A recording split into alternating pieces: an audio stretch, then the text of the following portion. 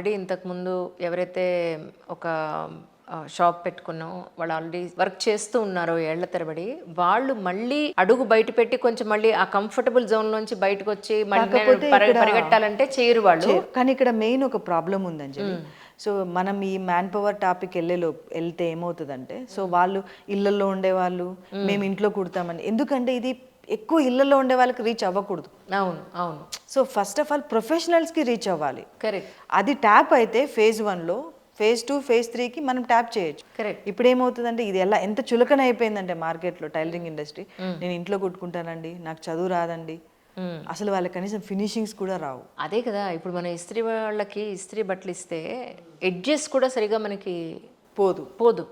అందుకని ఇప్పుడు కొత్తగా వచ్చిన వాళ్ళు ఏంటి, చిన్న మైన్యూట్ ఫోల్డింగ్ తో సహా రింకిల్ ఫ్రీ మేము చేసి ఇచ్చేస్తాము అనేది పెట్టారు. ఇప్పుడు దానికి 100 రూపాయలు ఛార్జ్ చేసినా వీఆర్ రెడీ టు పే, ఎందుకంటే ఆ పర్ఫెక్షన్ మనకు కావాలి కాబట్టి. ట్రూ.